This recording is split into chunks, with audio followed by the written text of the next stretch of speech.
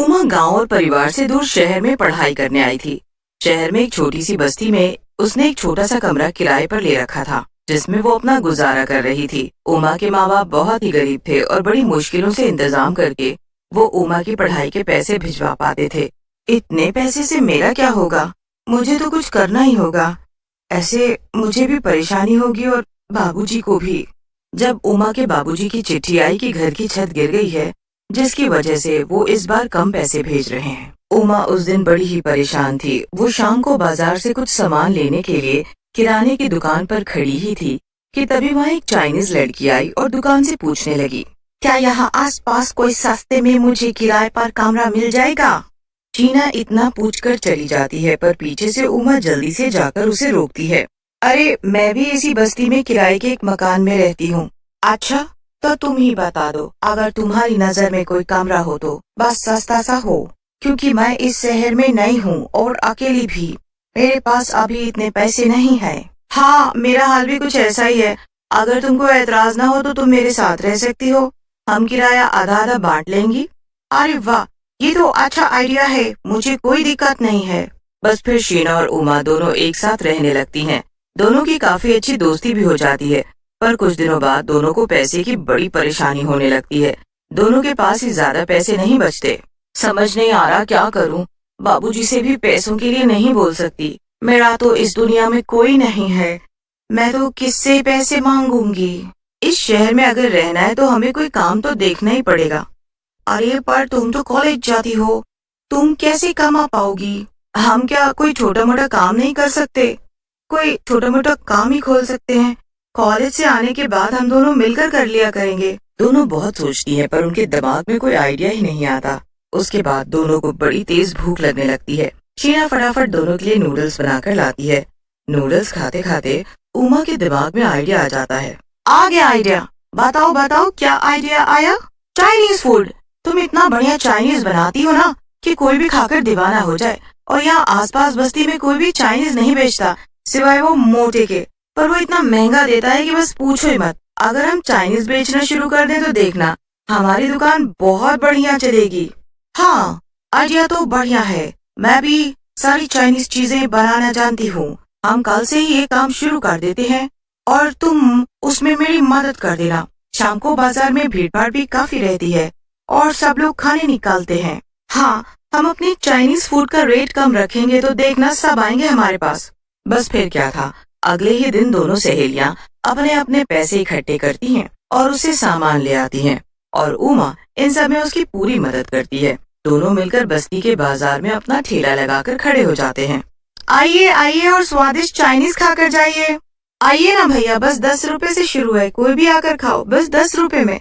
लोग 10 रुपए का नाम सुनकर हैरान रह जाते हैं और उसका चाइनीज फूड आकर खाने लगते हैं।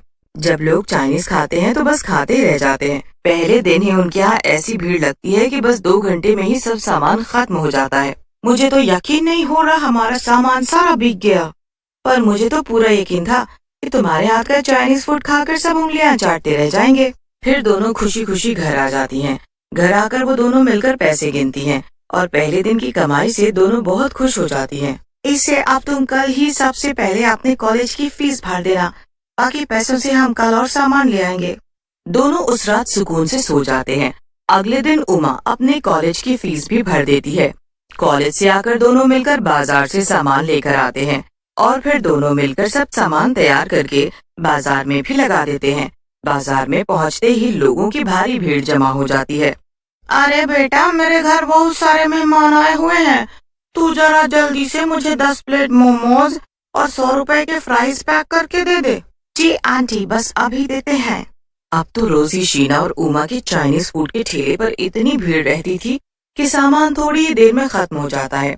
मोटे लाल की दुकान शीला और उमा के चाइनीज फूड की वजह से बिल्कुल ही चलना बंद हो जाती है, जिसकी वजह से उसे बड़ा दुख भी होता है और उन लड़कियों की तारीफ सुनकर उसे गुस्सा भी आता है। एक दिन वो खुद ग्राहक बनकर उनके ठेले पर ही पहुंच जाता है। आज जरा खा कर तो देखूं कि ऐसा क्या है इन लड़कियों के चाइनीज फूड में जो मोतीलाल की दुकान में नहीं। मोतीलाल जब उन लड़कियों के ठेले का चाइनीज खाता है तो खाता ही रह जाता है।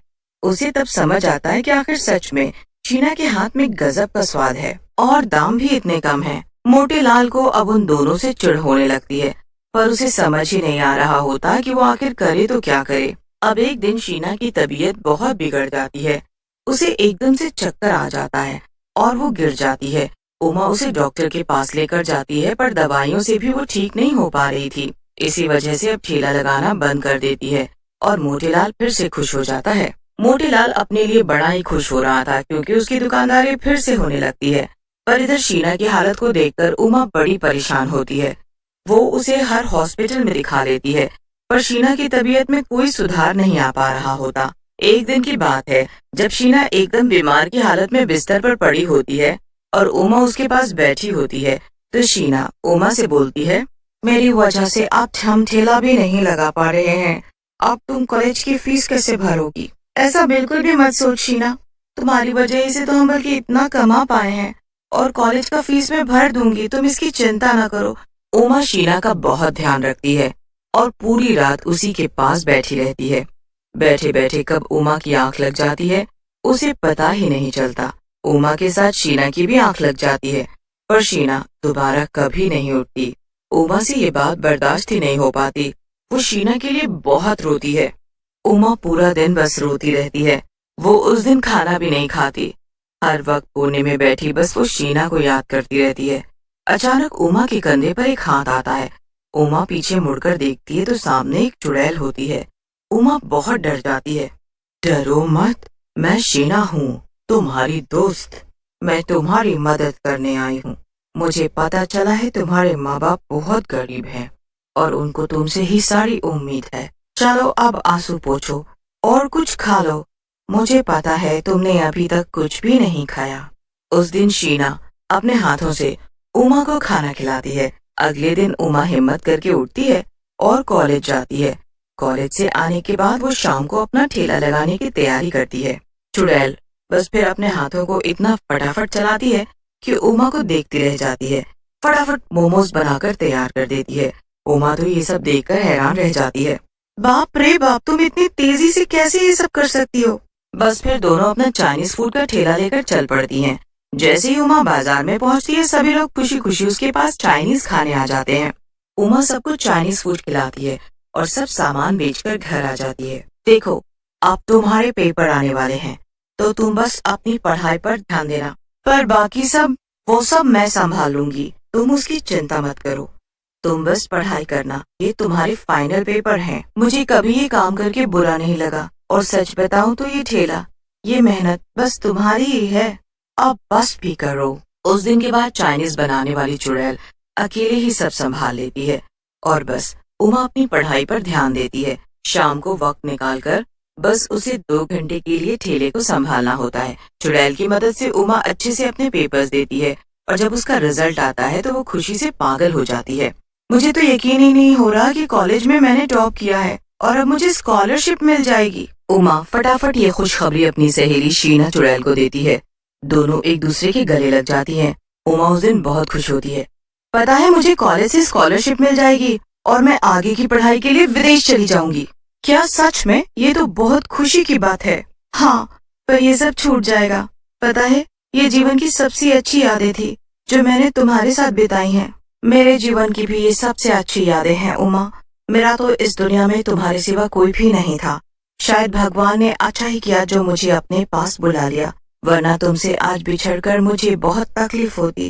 पर आज जब तुम अपने जीवन में सफल होने जा रही हो, तो आज मेरा तो मकसद पूरा हो जाएगा, जिसके लिए मेरी आत्मा को शांति नहीं मिली थी। तुम हमेशा मेरी सबसे अच्छी दोस्त रहोगी। तुम भी। इतना कहकर चुड़ैल उमा को अलविदा करके हमेशा हमेशा के लिए चली जाती है। उमा अपनी पढ़ाई के लिए विदेश चली जाती है और जब वो वापस आती है तो शहर में उसकी बहुत अच्छी नौकरी लग जाती है। वो अपने माँ बाप को भी शहर बुलवा लेती है और सब खुशी खुशी साथ रहते हैं।